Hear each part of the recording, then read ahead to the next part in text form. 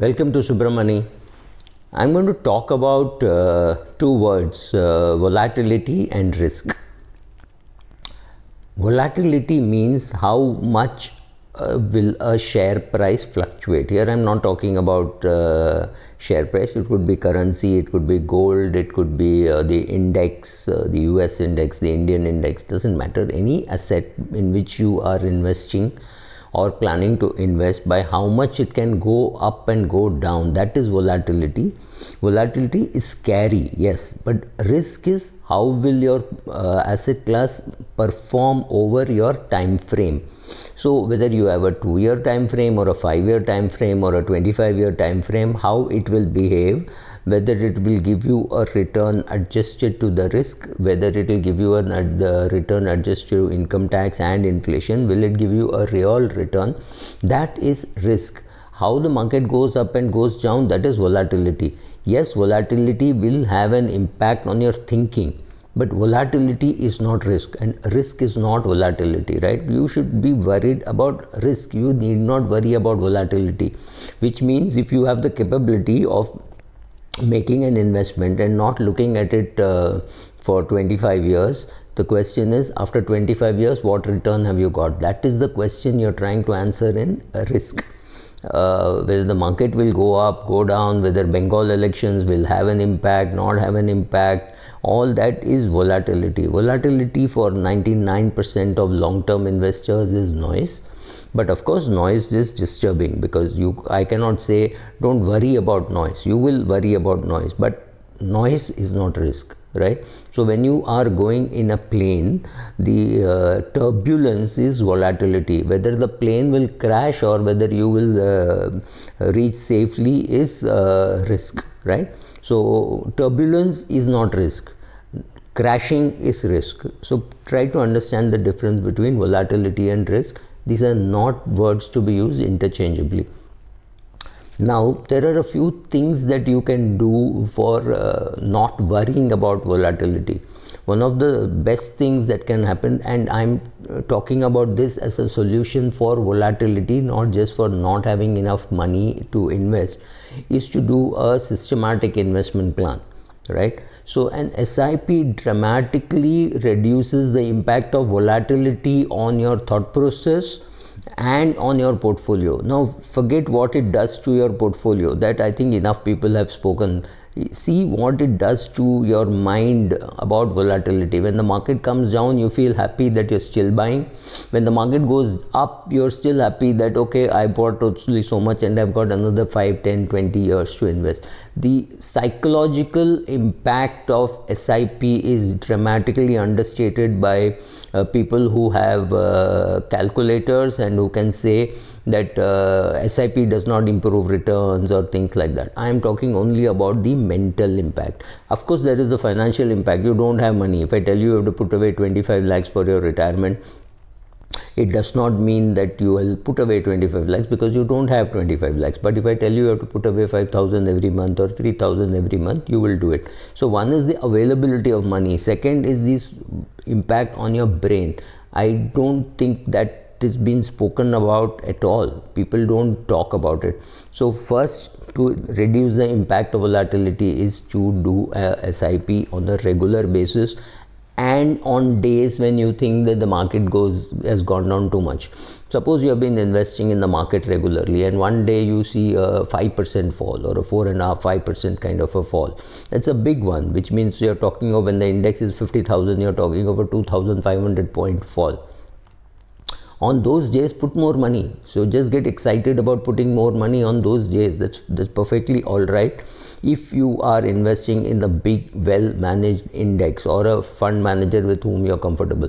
In an individual script, I wouldn't suggest, because the market might be sending you a message which you are unable to understand. So I'm not talking of individual script SIP. I'm talking of, let's say, an index fund, or let's talk of a very good fund, good portfolio. You trust the manager, and that's a great time to be investing more money, right? Again, what you're trying to do is to say volatility is there. I understand volatility. I am a I'm managing my volatility or my reaction to volatility. Volatility is down, very good. Volatility is my friend. This is the day when I'm going to invest more. That's one nice way of handling it. Second, really have a long-term view, and because all the data suggests that in the long run, equities will do better than debt, but there will always be times when you see there is an exception. So if you are 25 years of age or you're 35 years of age and you know that you can invest for the next 25-30 years, keep the long-term view in mind. If you want, for your own satisfaction, go and see prices of very many shares 10 years back. We are in 2021, so go and see 2010 prices, 2011 prices, or 2008 prices, whatever. Have a look at all those companies. Of course, there will be somebody who is accusing you of hindsight bias, saying, see what has happened now. I'm not saying that. I'm saying go and look at all the prices, look at all the NAVs, and see how well it has performed over 10 years, and see what would have happened over if it had done an SIP. Now just do a cut paste for market behavior and your behavior, not for getting the return. So you find that one fund has done very well, it has given 18% return over 10 years.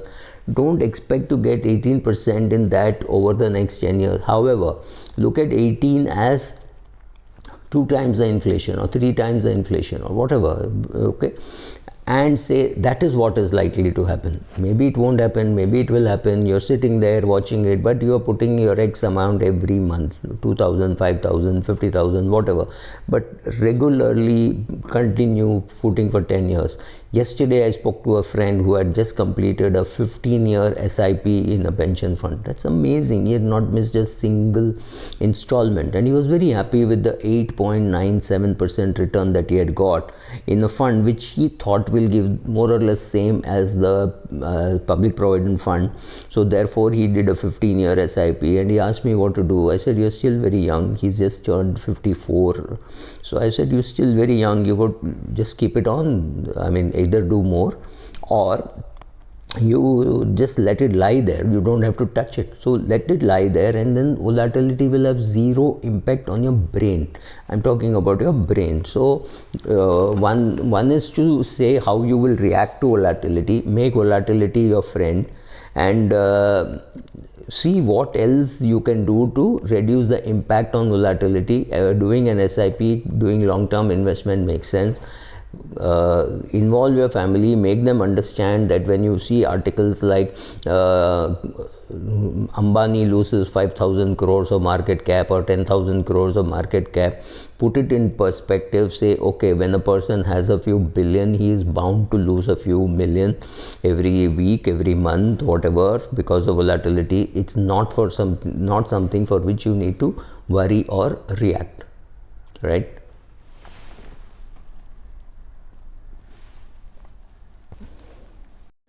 However, handling volatility, especially in direct equity, is far more difficult. So in an SIP, there is less involvement for you. You say, oh, there is a fund manager who's doing it. But when it comes to direct equity, you feel personally responsible for the performance of a share, and that I think should go away.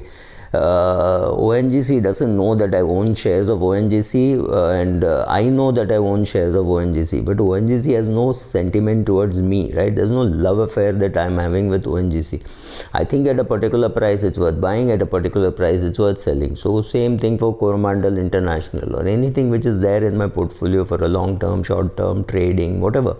Don't get attached to it, but you will be passionate about it. Don't make no mistake. If I bought shares of say Ashai India Glass, and if somebody tells me something bad, first reaction is, oh shit, how did I make that mistake? And the second one is to try to defend it. Say, no, currently it is doing badly, after that it will do well. I try to defend it. That when you try to defend any of your investment, it means you're in trouble. You will not be able to handle the volatility, because when the price goes down, you will not know what to do. If somebody tells you something, go and do some research into it, right? So investing a fixed amount makes sense. So that works for an SIP. Don't average out losers. If you find a share at a particular price, have a very strict stop loss. even if you are an investor. So if I buy a share at 100 rupees and if it's a trading position, I may have a stop loss at 90. However, if I invest in a share at 100 rupees and the price falls to 75, I sell even if I'm an investor, because the market is trying to tell me something which I'm refusing to listen or hear, right? So be careful about that. Don't sell your winners in a hurry. If you do not know why it is winning, just hold on for some more time, because some things which do well over long periods of time also. Like look at DMart. At every stage it looked like, wow, it's a great share to sell. Look at HDFC Bank. At every stage it looked like, wow, this share I can sell and buy it back, but it never gave you a chance to buy back. So find out the winners like that in your portfolio and back them to the hilt. Sell for extremely provocative things which happen, right? Or something dramatic happens and the price falls 25%. Have a trailing stop loss. It's got nothing to do with your cost. So today, if the price of HDFC Bank is say 2,000 rupees, I should have a stop loss of 1,500, the trailing stop loss. When the price goes to 3,000 rupees, I should have a trailing stop loss of 2,250, right? Set is 25% less than the current market peak, and have that, maybe have it very strict also, and so that you try to avoid some big losses, especially if these shares are big part of your portfolio. Another important thing is reduce the risk in your portfolio of one company failing, because one company failing should not mean a portfolio failure. So again, there it's got nothing to do with volatility. It is something to do with your personal impact that it will have. So if 90% of my money or 80% of my money is in one company on which maybe I have an ESOP, I need to keep reducing, because that will scare me more with volatility. It's not about what will happen to this company 5-10 years later, but it will impact how I behave during volatile times. So I am controlling myself. I am trying to protect my portfolio not from market volatility, which I can't, but from my own reaction to the market volatility, which I can control. So if I find that the market has fallen 10% and a share of mine has fallen 8% or 9% or even 11%, that does not bother me. But however, when the market is up 10%, if I find a share which I have invested falling 25%, please understand, this fall has to be over and above the market, right? If the market has fallen 10%, it is fair enough that my investment will also fall by 10%, right? So that doesn't bother me. Yes, if the market is going up and this share is falling, and this is a particular, maybe it's a sugar share or maybe it's a metal share, and I realize what's happening, then it is time for me to get out. And in commodities, my getting out is decided more by the price of the commodity rather than the price of the share. That is easier to monitor and react to than the price of the share, because the PE is a joke in commodity companies, right? So look at those things, look at how you can handle volatility rather than worry about volatility. And these are the few things which you can do. One is invest regularly, invest systematically, don't average out your losers, don't try to sell your winners, and make sure that you have enough time frame and you have enough money, you have enough money in other instruments like bank deposits or liquid funds to handle your day-to-day problems, right? So if you have money, like for example, I would have at least 10-12 months, 10-12 years expenses somewhere lying in cash, right? So I would never have to worry about volatility in my equity portfolio simply because that is available, right? So make sure that you create a fort around you and you handle volatility. Learn to manage volatility. You cannot avoid volatility. Take these steps and hopefully you will be able to handle volatility better than what you have been able to do till today. Thank you.